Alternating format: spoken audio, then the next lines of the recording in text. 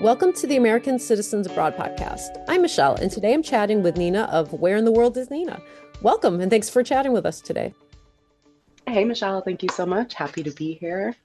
Could you tell us how you became a digital nomad and how many countries have you lived in? It actually was completely by accident. I did not mean to become a digital nomad at all. I was kind of getting tired of the grind back in the US, decided I wanted to travel, but of course, everybody and their mom wants to travel, but how do you do that? And how do you have the money to do that? Through some Googling, I found out I could teach English abroad. And so that kind of opened my eyes a bit. I'm like, okay, I found a job that I could do abroad. Let me travel a bit, scratch the little travel itch, and I'll go back home and get a normal job. Well, that's not what happened. I I headed over to Thailand to teach English, and as I was looking for another teaching English position within Thailand, I stumbled upon a teach English online job opening. And so that really piqued my interest. I was like, whoa, wait a second.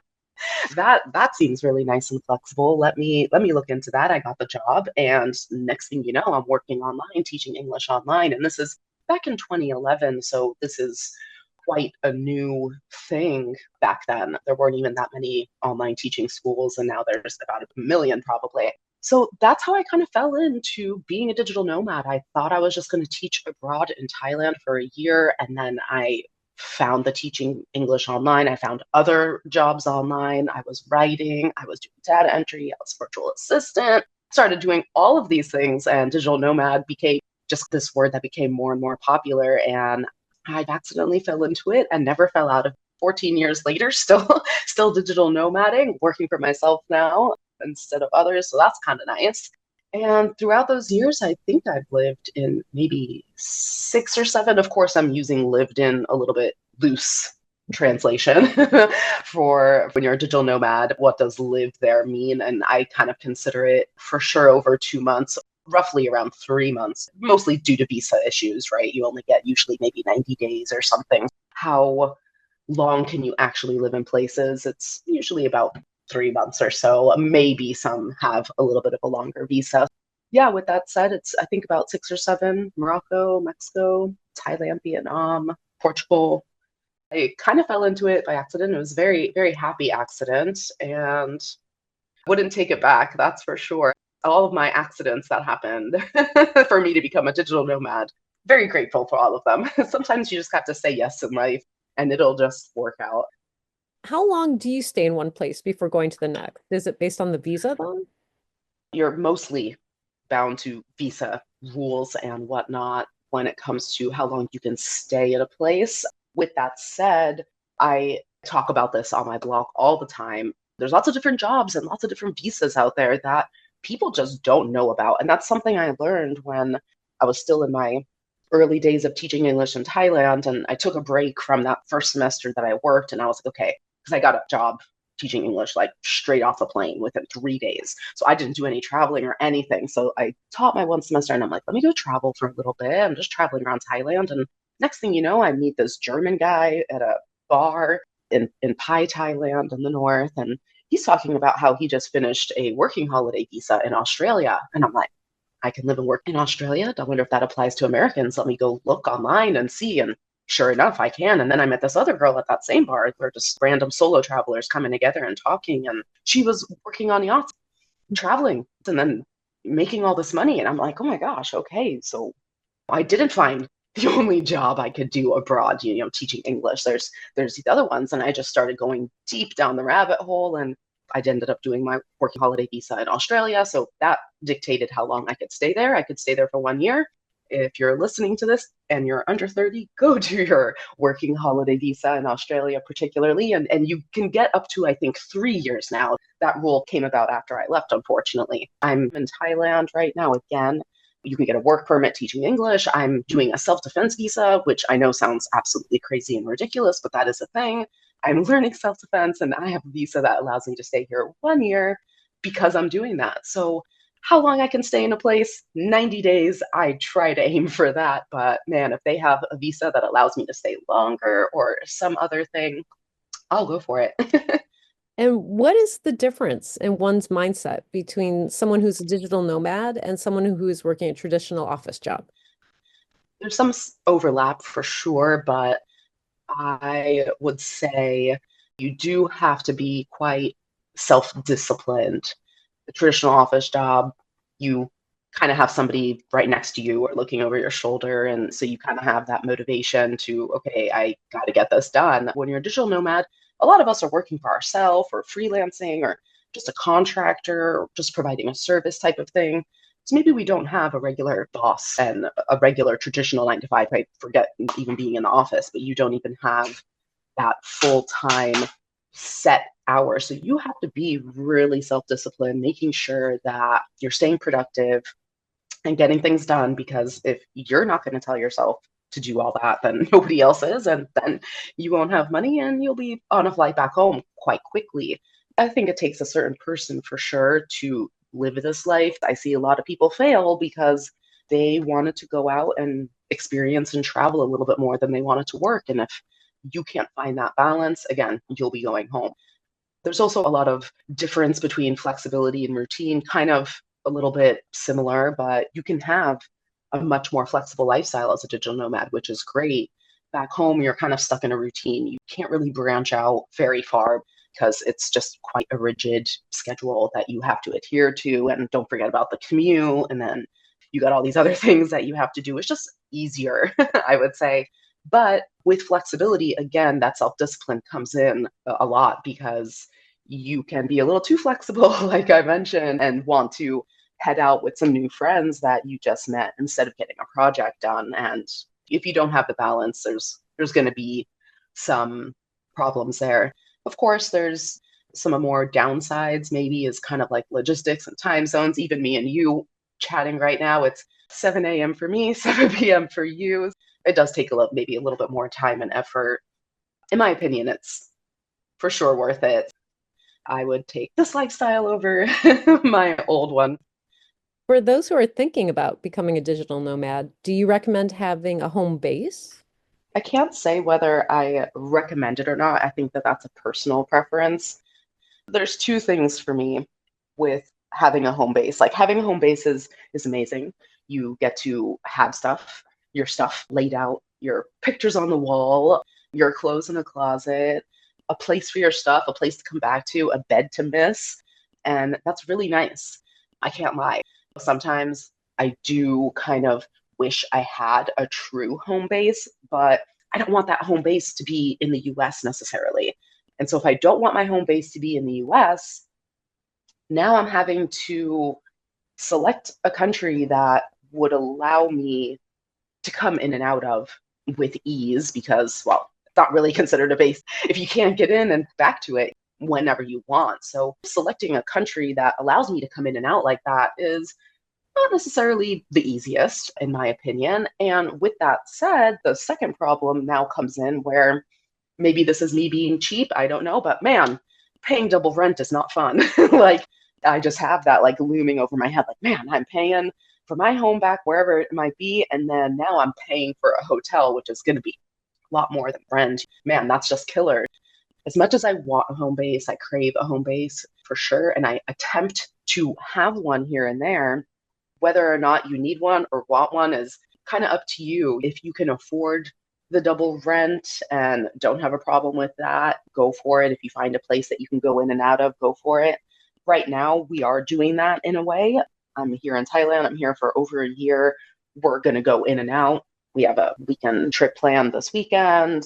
I have a few other trips planned later this year, and we'll be paying double rent, but at least coming back to a home. So having a home base, it's going to be up to you.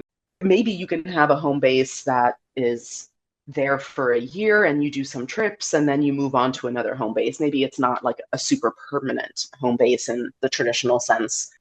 I love it right now. Depending on what point I am in my life, I'm like, nope, I'm not having a home base. I'm not paying double rent. I'm just chilling here right now. And I am lucky to have some family back home and my partner, his family as well.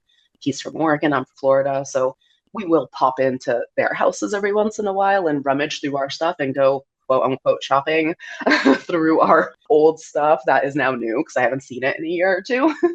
So that's kind of a little bit of a base in that sense for my stuff and whatnot. But if you want a home base or not, that's logistics that you will have to come to the conclusion by yourself and see. A lot of people can't really live without a place that they can call home and come back to. And I totally get and respect that.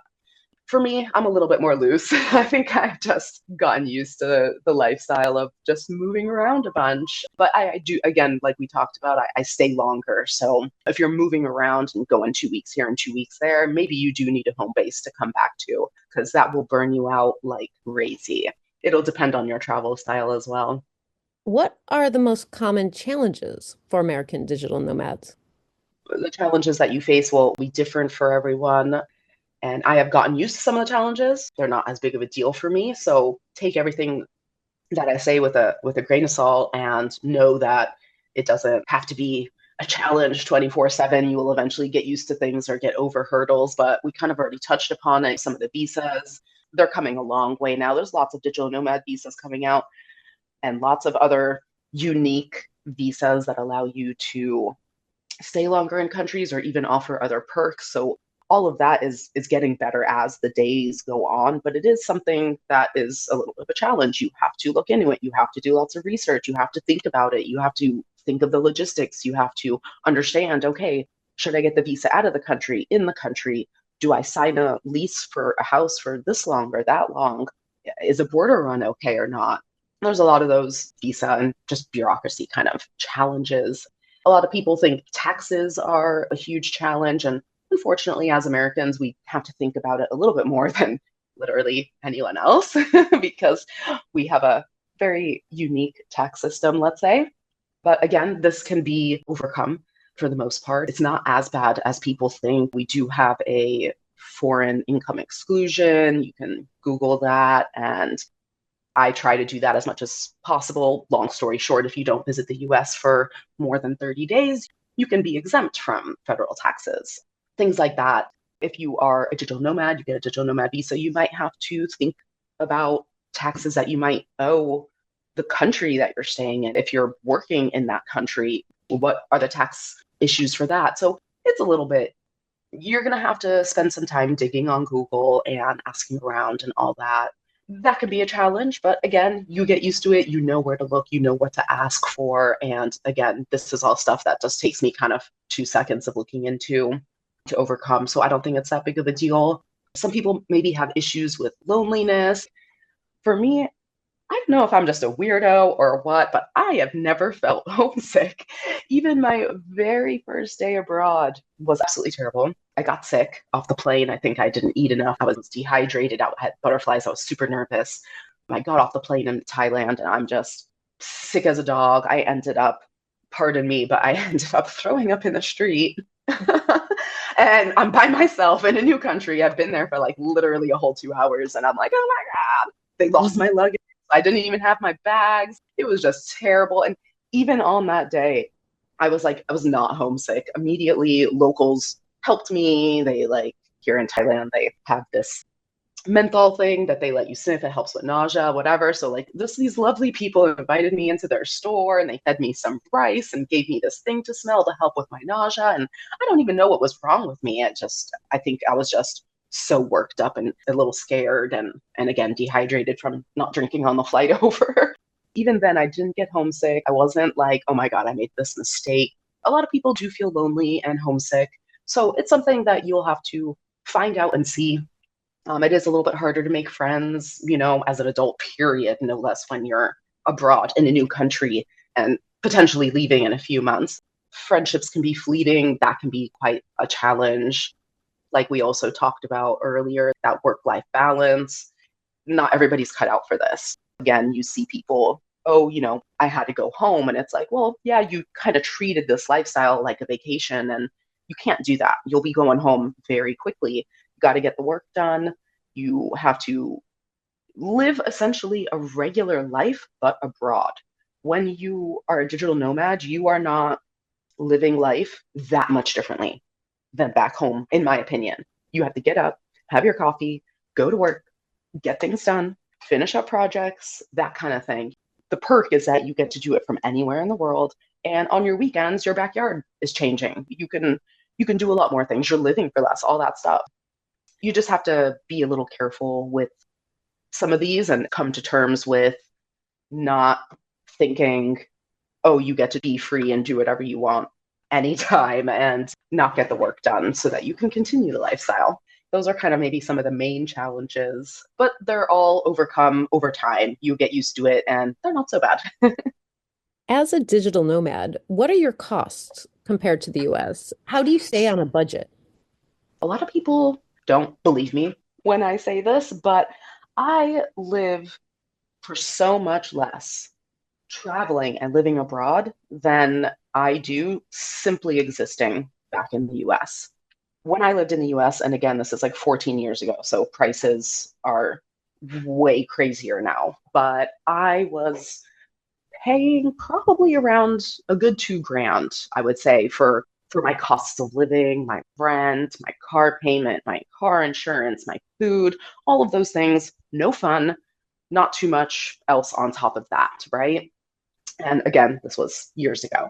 To this day, right now, I'm paying just under 2 grand or around 2 grand for me and my partner, for the both of us to live abroad when we're just living. Of course, if we have a flight that month, yes, that month's going to be a little bit more, whatever. That those types of costs aren't a monthly thing. They're only every 90 days or so or less. For example, here in Thailand, I'm here for over a year and we can keep our costs down under 2 grand. And we are having fun. We're getting weekly massages. That includes my Muay Thai classes and self-defense classes and my visa to stay here for the amount of time I'm staying here. That includes going grocery shopping at the nice grocery store and the local markets. That includes doing whatever I want on the weekends. That includes getting a nice beer at one of the little bars around here and going out to eat every day. In fact, we have a meal delivery service during the week because we're busy working and taking our Muay Thai classes and self-defense classes. So we have a fresh meal every single day delivered to our door. And I'm keeping it under $2,000 for two people. Obviously, Thailand's a more affordable country compared to others. If we want to keep it under 2 grand in some of these other countries, for example, somewhere in Europe, like when I was in Portugal, if we wanted to keep it under 2 grand, we can. We've done it before. We have a place that we stay and we can keep it under, but we're not getting a weekly massage in Portugal, obviously. That would take us over budget. We splurge accordingly as we wish. Overall, we try to keep it around 2 grand, and I think it's still crazy that we can live a decent life on that. And I could barely live on that 14 years ago. And I wasn't really doing that much and having that much fun because that costs a lot more money. You can keep this lifestyle pretty cheap. Again, this goes back to self-discipline. As a digital nomad, you just have to have that. And if you don't, you're going to spend too much money. You're not going to get work done. And again, you'll be on a flight back home. You aren't on a vacation when you're living this lifestyle. And that's a huge thing that a lot of people get wrong about this lifestyle. So if you're living life like a vacation, oh, you'll be spending thousands and thousands a month. But if you live a regular life, just like I am, all I'm doing is getting up, having a coffee, going to my gym, taking my little Muay Thai classes and self-defense classes, coming home, getting some work done, and eating dinner and Netflix and chilling, just like you would back home. And on the weekends, again, I go out and do my thing or I get my weekly massage.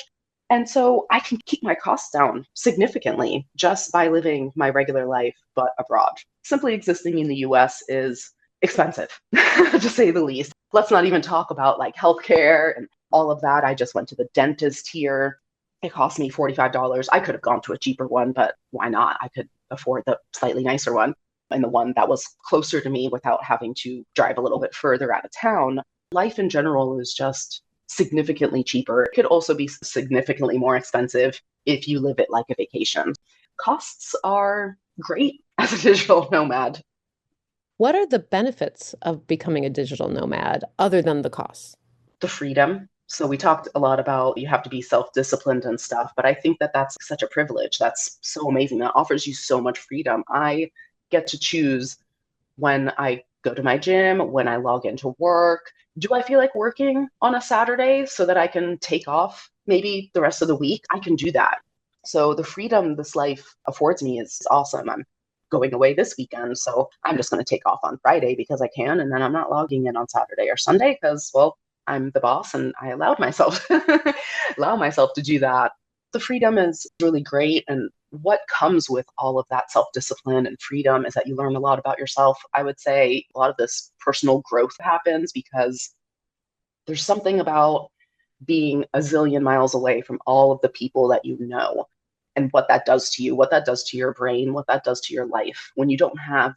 I don't want this to sound like a negative thing about friends and family back home, but there's kind of this, how to explain it, but maybe an expectation from other people or just influence from other people that come into your life that unknowingly shapes you. And again, I don't want that to sound negative because it could be quite positive. When you're just totally alone, the amount of personal growth that happens, I can't really explain it. You learn a lot about yourself and about your life and about what you want and about who you are and what you want to be. And there's something really quite beautiful about that.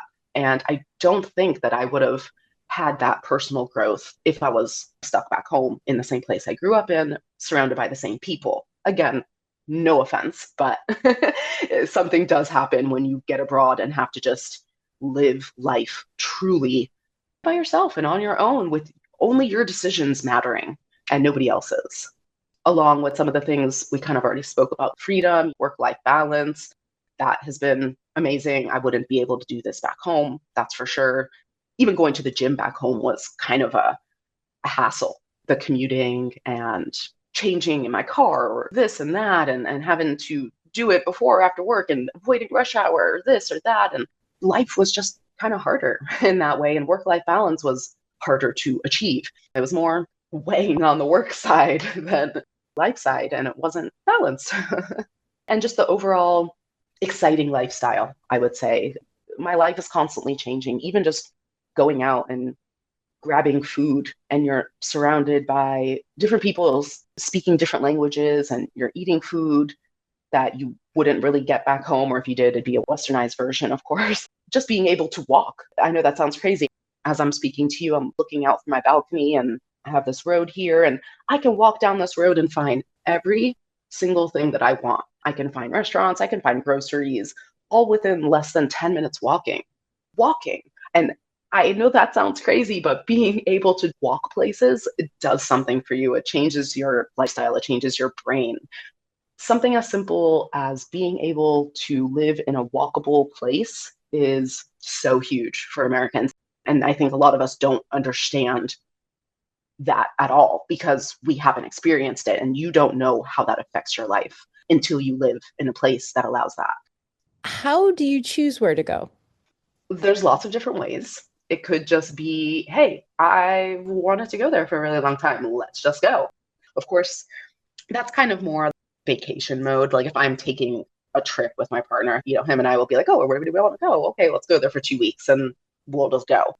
But as a digital nomad, how do you choose where to go? It can depend on a lot of things. The visa thing that we spoke about, that's a huge thing. The cost of living, obviously, as amazing as Switzerland looks, I'm not going there anytime soon. It is not cheap. It's not even really affordable. Let's be real, in my opinion. It seems pretty expensive. So maybe I'll go there for a few days on a visit, on a splurge, but I'm not going to be going there to live for an extended period of time because I will just be spending tons of money for what? Especially because as a digital nomad, you're working a lot of the time. So if I'm going to those expensive places, then I'm going to make sure I'm leaving the laptop at home and I'm planning like an actual trip. That would also come into play. Obviously, the internet and infrastructure has to be somewhat decent. I will never forget going to the Philippines when I was just living in Thailand as my base and just kind of booping around Southeast Asia. And man, when I went to the Philippines, I don't know how it is now. I haven't been back since maybe 12 or so years ago. I mean, I lost a couple clients because the internet was just so bad. And I just kind of took it for granted and assumed, oh, well, it'll be fine. Well, it was not fine. The internet was like one town I went to and internet was just non-existent. And I was like, oh, what's wrong with the internet? They're like, oh, it's down. It'll be fixed soon. And I'm like, oh, like any idea? And they're like, well, it's been down for a few days now. Well, maybe in another few days. And I was like, uh, okay. And I will never forget, there was just this, for some reason, this one little tiny dark room in an internet cafe with a single old school desktop computer.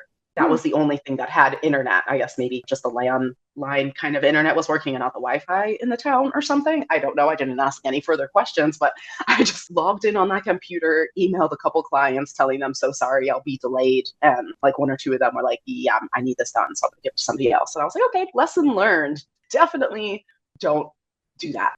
Obviously, where I decide to go also depends on the seasons. I'm going to try and aim at a shoulder season. That's when the best time to go apartment hunting would be. For example, when we came to Thailand last year, we were coming from Hanoi, Vietnam. We just lived there, and then I came in March to Thailand, to Chiang Mai, because that's where we wanted to live, in the north of Thailand. And in case you don't know, March and April are pretty much the worst months to go to Chiang Mai, Thailand. Why? It's the hottest months. And unfortunately, Chiang Mai has a burning season where they're burning crops and other things in the area. So the air is kind of smoky. So it was not a good time, but I knew that that was not a good time. And I knew that a lot of people had probably left to avoid that not so nice season.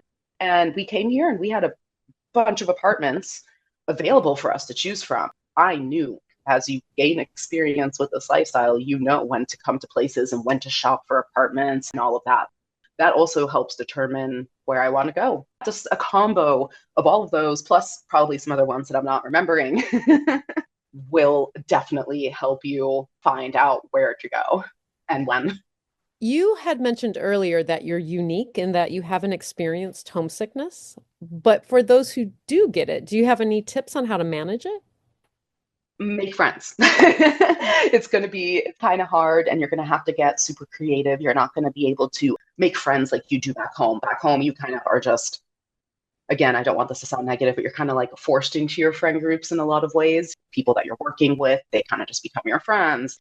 Some other situations that you may put yourself in, those just kind of become your friends. And you're going to have to try and replicate that and find unique ways to make friends, to keep your loneliness at bay. So if you're just traveling, take tours. Even if you don't like taking tours, take a stupid cheap tour. I have met a friend on every single tour that I have taken. And sometimes that ended up being, oh, hey, you're solo traveling too. This was in the Philippines. Like I mentioned earlier, I ended up traveling with this girl for like 2 weeks around the Philippines because we met on a tour and we were both free and not knowing what we wanted to do next, but had similar vibes and wants and budget for the rest of our trip. And we ended up traveling for 2 weeks together. So even if you go abroad solo, you might not actually be solo. My Muay Thai class is here.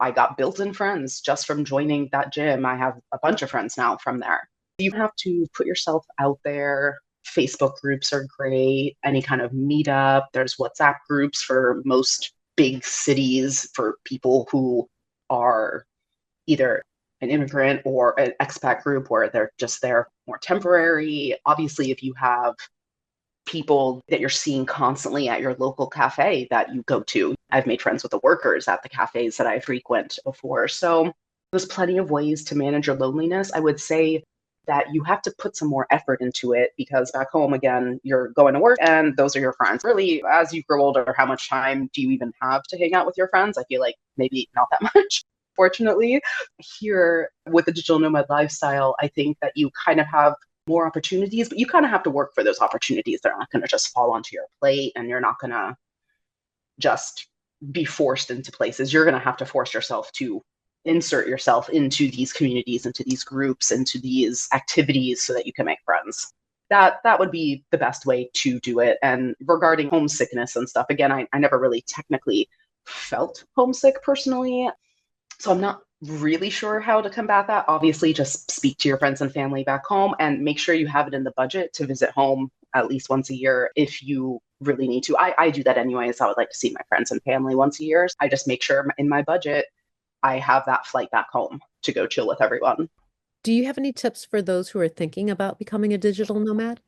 I gave quite a few tips sprinkled throughout this chat overall. A big thing that I did not touch upon yet is people who are thinking about becoming a digital nomad are going about it the wrong way, in my opinion. A lot of people are like, okay, I need to find this remote job that pays me a similar salary or more, that offers benefits, that does this, that does that. I want a work from home job. That's because they're kind of looking more for a work from home job and not a digital nomad job. A work from home job is going to be different than more of a digital nomad job because if you're working from home in the US, you're still going to want the benefits. Unfortunately, healthcare is tied to work a lot of the time and things like that. But what are you going to do with that if you're abroad? A, that company is already going to maybe be unlikely to allow you to work from another country. But B, now you have these benefits, and what are you going to do with them? You're not in the country to use the healthcare. Then people want maybe the similar salary that they were getting back home. Okay, so now you want a similar salary or more, benefits, maybe all of these work from home access, and you want the extra perk of them allowing you to travel and live abroad, which can cause implications for the company. So if that's how you're going about looking for remote work, you're kind of doing it wrong. I think that the biggest tip for beginner digital nomads is you need to think about looking for a job in a different way. You don't need a full time job making the same that you're making or more right now to live abroad. In fact, that's a unicorn job. It's going to be very unlikely and very difficult that you find something like that. You can take a pay cut because you'll be living abroad for cheaper. You don't need benefits. You won't be there to use them. You don't even need a full time job. Maybe a part time job is enough money to support you. And if it's not, what about two full time jobs? A full time job and a freelance gig, a couple of freelance gigs. Maybe you're a contractor for two different types of companies or something. So you really need to get out of that traditional job mindset and think about jobs in a different way. I think that's a huge thing that people overlook and don't understand. They were kind of programmed to find full time work, make an X amount, and that's just not what is needed to happen. I was working probably like three or four different freelance gigs at one point. I was teaching English online, I was writing for a few websites, I was doing data entry, I was somebody's virtual assistant, and I was working on my blog all at the same time. And all of that money together, especially back then and living more affordable countries, was more than enough for me to live on and save a little bit. Do not be afraid to teach yourself stuff. I did not have any experience doing any of the things that I'm currently doing now. I'm completely self-taught. I didn't even take a course because there wasn't really any of that back then. Like 14 years ago, the internet was quite a different place. Not to make me sound ancient here, but it really kind of was. So I taught myself everything because you can't just say, oh, well, I don't know how to do that. Okay, well, nobody knows how to do anything until they go to school for it or teach themselves or put some time and effort to get the experience to know how to do it. Nobody is born knowing how to code or work in IT. You have to be willing to teach yourself new skills. Make sure, again, you're not living life like a vacation. Make sure you're going to a destination that allows you to have decent Wi-Fi. The infrastructure is good, the visa situation. Just, you have to be super flexible. Think a little bit outside the box to actually become a digital nomad. A lot of the things that you think that you know from back home don't really apply to this lifestyle or just don't serve you as well. You need to have a lot of different ideas that, again, do not apply to a regular 9 to 5 back home to actually live this lifestyle. It's a lot to think about. I realize that a lot of digital nomads, particularly ones that are just starting out or even in their first year and they're just kind of flailing a little bit, they have some troubles getting all of this together because in the beginning, it is a lot to think about. You're working while also figuring out visa stuff, and there's a new language outside. You don't know what to eat. You don't know where to go. You don't know how the public transport system works.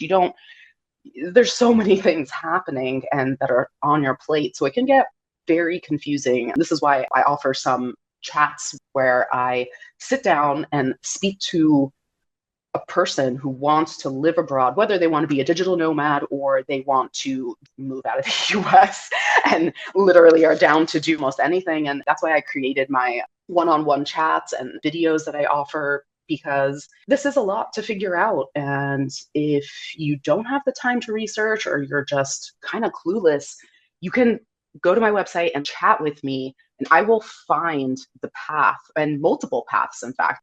Pretty much every single person I've spoke to, I've found multiple pathways for them to get abroad, whether they are doing remote work or finding a job in the country, if they got pet or something. All of these things are a lot to research yourself. And it took me years, literally years, to really get super comfortable. And so if you don't want to take that long, you could chat with me because I have lots of things in my brain where you can just tell me about yourself. And I'm like, oh, yeah, well, you can do this. Oh, yeah. And you can also do that. Oh, you said you have done that in the past few years. Did you know that you can actually get a visa doing that in blah, blah, blah country? My mind has become a little treasure trove of different visa regulations and countries and opportunities for Americans to get abroad. While these tips for becoming a digital nomad seem super overwhelming, if you don't want to do it alone, let me know and I can help you.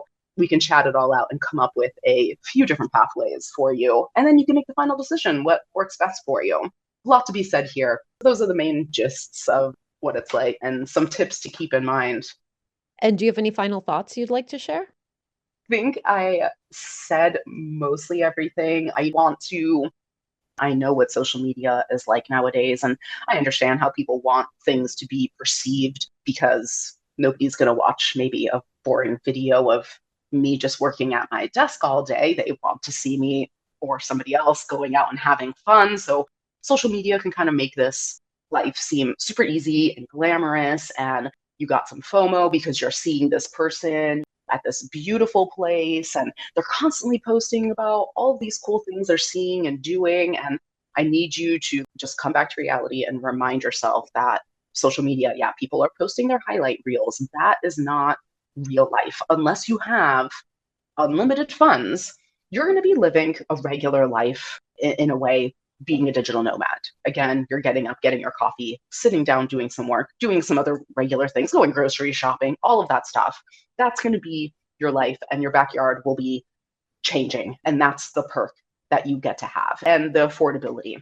So you have all these extra perks. Just kind of keep those things in mind. And when you're trying to become a digital nomad, just keep it in mind that things are not going to be a fairy tale, and you should not be searching for a perfect life because that just doesn't exist. I kind of get these comments a lot when I say, hey, here's how you move out of the US and blah, blah, blah. And people are like, oh, well, where is it so good? Where is it perfect? And it's like, that's actually not the point of my life. That's not actually what I'm trying to do because I'm not unrealistic. I know I'm not going to live a perfect life anywhere. There's going to be give and take. So that's not really the real question that you should be asking yourself. You should be asking yourself something more along the lines of, where would I feel comfortable? Where can I live a better life? What is going to give me the most value? And for me personally, living abroad, even if it comes with its challenges like visas and this type of stuff, I still get way more value out of living this life than I would back home. And I get to live it for less, which means I get to save more. That's my trade-off. Where can I feel the most comfortable, have the most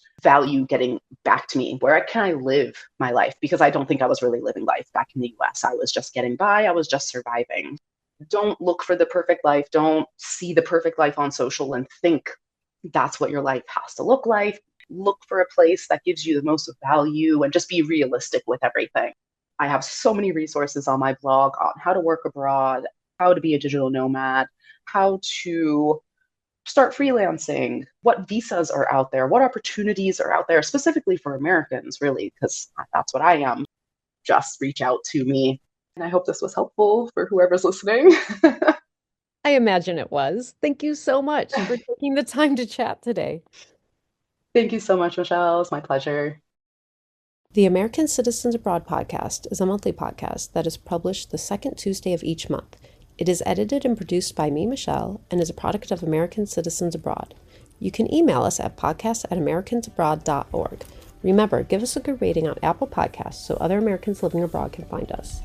The content of ACA podcasts, including documents and presentations, is made available solely for general information purposes.